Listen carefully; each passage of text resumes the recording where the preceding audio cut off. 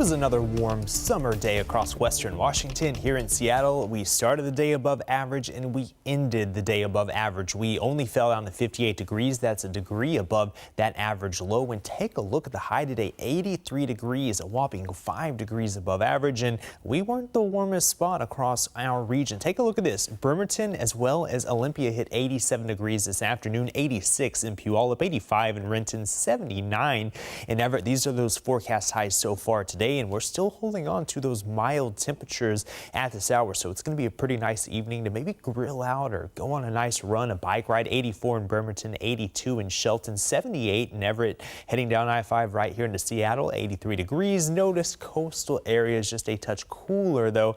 We're holding on to the 60s, and we gradually slip into the 70s, followed by the upper 50s. Overnight, we're going to see an increase in the cloud cover as well, although we do stay dry. Those clouds are already moving into coastal parts of Washington. And watch what happens as I walk you through future radar. We start to see the cloud cover spread from west to east across the region, and by tomorrow morning, 7 a.m., you're waking up, you're having that cup of coffee, taking the dog on a walk, heading into work. It's going to be a cloudy start to the day, especially from central Puget Sound west into the southwest interior and coastal areas, kind of socked in with that marine push to start the day, but it quickly burns off by late morning, and by the afternoon we see completely sunny skies from the coast all the way to the Cascades, and that is going to help boost our temperatures up to similar values to what we saw today. So going to be kind of a twin Tuesday in terms of the temperature department. If you like what you saw today, we're going to be right on par tomorrow afternoon. 82 in Seattle, 83 in Bremerton, 85 in Shelton. So the warmest temperatures are Seattle south, central, southern Puget Sound in the low to mid 80s.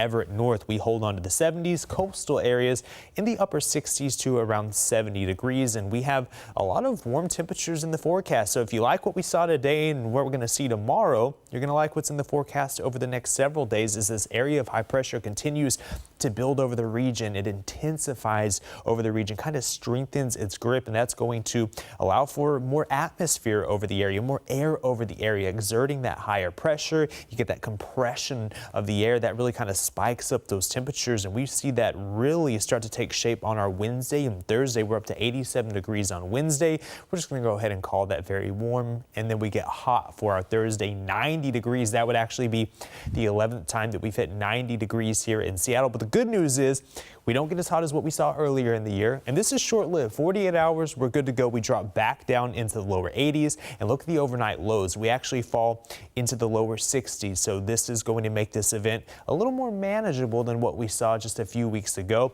Currently, no heat alerts for western Washington, but the eastern slopes of the Cascades all the way into central and eastern Washington, heat advisory, excessive heat warning Wednesday toward the end of the week. So just keep that in mind if you are traveling to eastern parts of the state. We could really use some rain, folks. None in the forecast over the next 7 days. A lot of sunshine and temperatures above average.